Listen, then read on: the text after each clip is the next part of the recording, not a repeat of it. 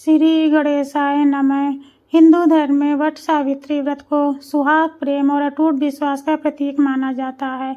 विवाहित महिलाएं अपने पति की लंबी आयु और सुखी जीवन के लिए ये पवित्र व्रत रखती हैं। बहुत समय पहले की बात है। मद्र देश के राजा अश्वपति की एक बहुत सुंदर और गुणवान पत्नी थी सावित्री। वह बचपन से ही अत्यंत बुद्धिमान, धार्मिक और माता पिता की सेवा करने वाली थी। जब सावित्री विवाह योग्य हुई तब उसके लिए योग्य वर की खोज शुरू हुई। एक दिन सावित्री वन में गई, जहां उसने सत्यवान नाम के एक तेजस्वी और धर्मात्मा युवक को देखा। सत्यवान वन में लकड़ी काट रहा था। सावित्री ने मन ही मन सत्यवान को अपना पति मान लिया। जब ये बात महर्षि नारद को पता चली, उन्होंने राजा अश्वपति से कहा, सत्यवान बहुत गुणवान है, लेकिन उसकी आयु बहुत कम है। विवाह के 1 वर्ष बाद उसकी मृत्यु निश्चित है। राजा चिंतित हो गए और सावित्री को समझाने लगे, लेकिन सावित्री ने दृढ़ स्वर में कहा, एक बार जिसे मैंने अपने मन से पति मान लिया, उसे मैं कभी बदल नहीं सकती। अंततः सावित्री और सत्यवान का विवाह संपन्न हुआ।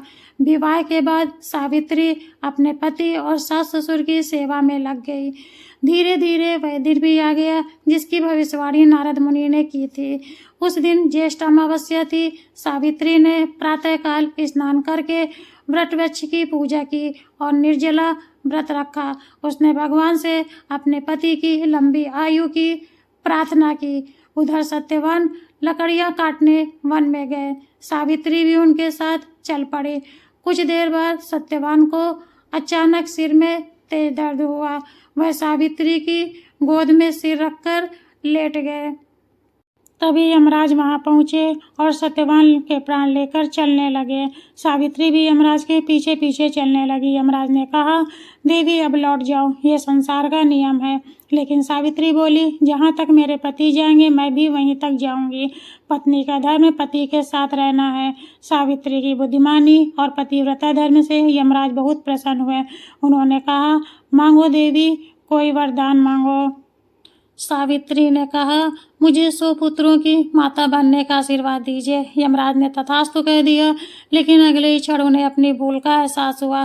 बिना सत्यवान के जीवित हुए सावित्री माँ कैसे बन सकती है। यमराज सावित्री की अटूट भक्ति और बुद्धिमानी से हार गए।